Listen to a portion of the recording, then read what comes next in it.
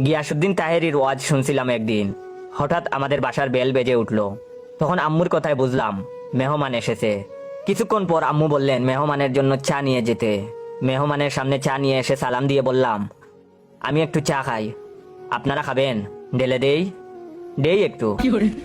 তখন মেহমান বলে, কি বলতেছে ছেলেটি? তখন আমি বলে দিলাম, বুঝলে বুঝপাতা, না বুঝলে তেজপাতা। মেহমান তখন রাগে বসা থেকে উঠে দাঁড়ালো। তখন আমি বললাম, বসেন বসেন, বই সাজান। অতঃপর তারা আমার উপর প্রচন্ড রাগ করে চলে গেলেন। অতঃপর আমার মায়ের চিৎকার করে দেয়াল ফাটার উপক্রম। আমি তখন বললাম, চিল্লায়া কি মার্কেট পাউন যাইব? তখন আম্মু বললেন, তুই মেহমানের সামনে এগুলো কি বললি? তখন আমি বললাম, আমি কি কাউকে গালি দিয়েছি, কাহারও বিরুদ্ধে বলেছি?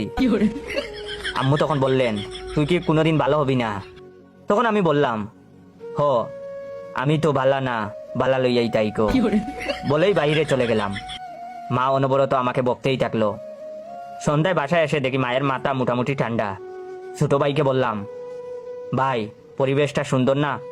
কোনো হইচই আছে? বল, কথা কি ক্লিয়ার?